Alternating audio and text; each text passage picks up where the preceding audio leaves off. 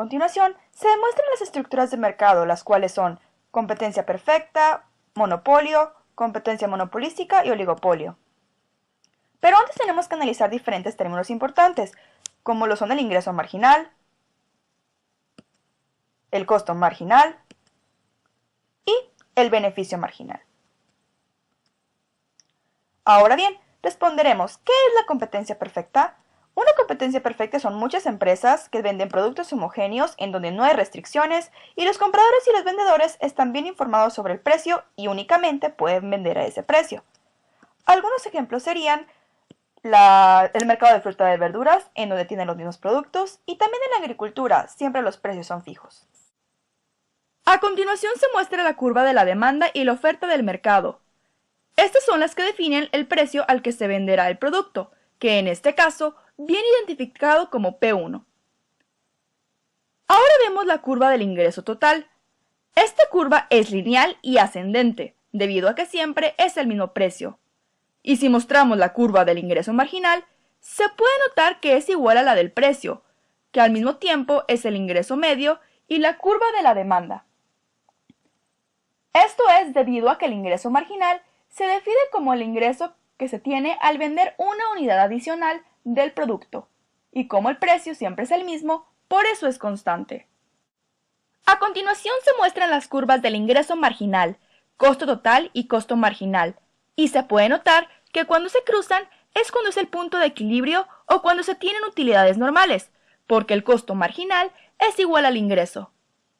Ahora bien, si el precio o el ingreso marginal es mayor al costo, se tienen utilidades económicas, que en este caso se representan a través del rectángulo naranja. Estas utilidades económicas ocasionan que diferentes empresas entren al mercado. Pero si el precio o el ingreso es menor al costo total medio, entonces se tienen pérdidas económicas, que se ilustran a continuación en el rectángulo verde. Esas pérdidas económicas generan que las empresas abandonen el mercado.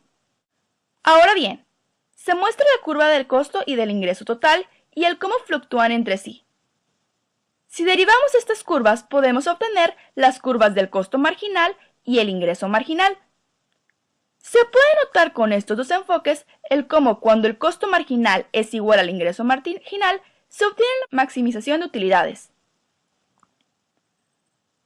Pasemos ahora a la curva de oferta. La curva del costo marginal a partir del punto de cierre es también la curva de la oferta del mercado, y esto genera la curva de oferta de la industria. Veamos la entrada y salida de empresas en el mercado. Si la oferta disminuye debido a que se salieron empresas, esto genera que aumente el precio, suban los ingresos y por lo tanto haya utilidades, y si hay utilidades entran empresas. Esto ocasiona que la curva de la oferta se desplace a la derecha, lo cual hace que disminuya el precio, que bajen los ingresos, que surjan pérdidas y que las empresas salgan del mercado. Esto es un ciclo, en donde a largo plazo las utilidades deben ser normales o cero. Pasamos a la segunda estructura del mercado, monopolio. En un monopolio, una sola empresa tiene el poder, la cual posee un control de precios y un control de la producción. El monopolio controla los recursos indispensables y sus productos no tienen sustitutos. Un ejemplo sería la Comisión Federal de Electricidad, es al único al que le pagas para que tenga luz. Y otro ejemplo sería Pemex, porque es la única gasolinera que existe en el país. Los monopolios existen debido a que les ponen barreras en el ingreso, o sea, que otras empresas no pueden entrar. Estas barreras pueden ser naturales, en donde las economías de escala permiten proveer un bien o servicio al costo más bajo posible, pues conforme aumenta la producción, se reduce el costo. Las otras barreras son las legales, que pueden ser a través de franquicias o de licencias gubernamentales. En un monopolio tenemos la curva de la demanda, la curva del ingreso marginal, que tiene el doble de la pendiente de la demanda, tenemos el costo marginal y el costo total medio. La intersección entre el costo marginal y el ingreso marginal es el que se utiliza para poder maximizar las utilidades. Luego, se va a la curva de la demanda para poder definir el precio y la cantidad, en este caso P1 y Q1. En contraste, en la competencia perfecta la cantidad producida sería P2 y Q2 porque es donde intersecta la curva marginal, el costo marginal o la curva de oferta con la demanda. Las ganancias se muestran a continuación a través del cuadro amarillo. Estas son ganancias debido a que los costos son menores al precio.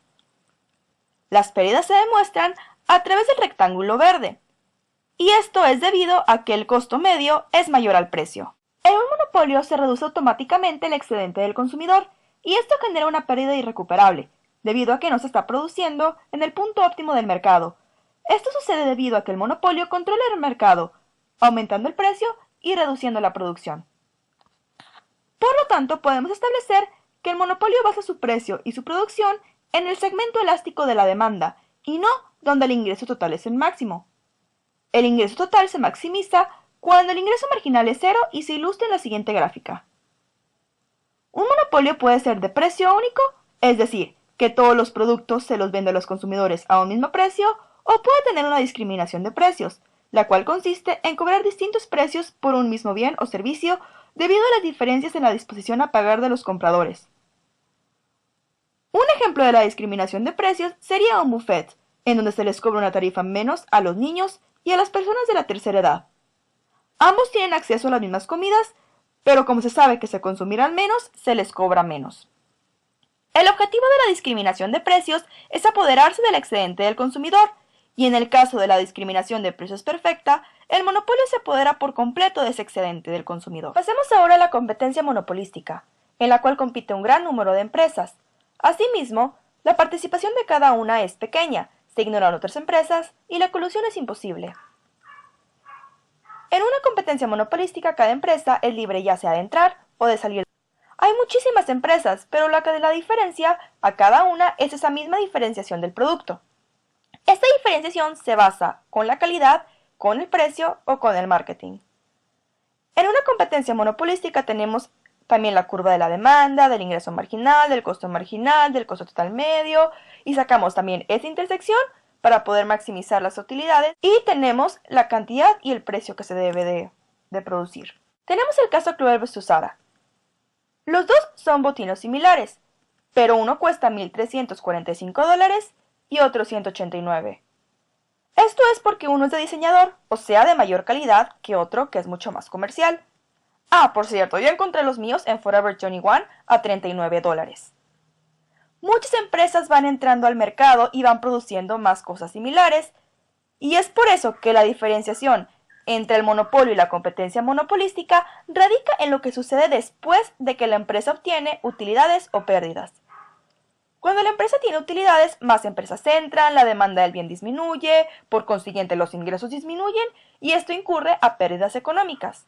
Y cuando se tienen esas pérdidas económicas, se salen las empresas, la demanda del bien aumenta, los ingresos también, y esto incurre a utilidades económicas. Todo esto es un proceso, y ese proceso también termina cuando las utilidades económicas son cero. Y esto es lo que sucede a largo plazo. Aquí se puede ver a largo plazo cómo los costos totales medios son iguales al precio. También tenemos otro ejemplo, que es el caso del 7-Eleven versus el Starbucks. Uno cuesta 15 pesos, otro 50. ¿Pero por qué compran el Starbucks si cuesta más del triple? Una respuesta es la publicidad que tiene Starbucks. Lo vemos en películas, con los actores, etc. También te personalizan tu bebida. Asimismo, las personas son amables y los lugares en donde te puedes sentar a tomar café son muy cómodos. Todo esto obviamente le cuesta a la empresa y se muestra a través de la siguiente gráfica. El CTM2 es el que demuestra los costos de la publicidad, ese desplazamiento, ya que son costos fijos. Y se puede notar el costo de la publicidad ilustrado con rojo. Esta publicidad hace que aumente la demanda y por consiguiente los ingresos también aumentan. Y es por eso que las personas a veces prefieren comprar un café Starbucks de 50 pesos a uno de 7-Eleven. Finalmente veremos oligopolio, en el cual únicamente tiene pocos competidores. Asimismo, existen barreras a la entrada y acuerdos de colusión entre las empresas que participan en el oligopolio. Algunos ejemplos son empresas de cigarros, empresas telefónicas, compañías de computadoras, etc. De hecho, es difícil identificar qué es una diferencia entre un oligopolio y una competencia monopolística, y para eso se utiliza el índice indicado. Más de 1000 se considera como un oligopolio y menos de 1000 una competencia monopolística. A continuación se muestra el modelo de la demanda quebrada, el cual se basa en el supuesto de que cada empresa cree que si sube su precio, los demás no lo harán, pero si baja, otras también lo harán.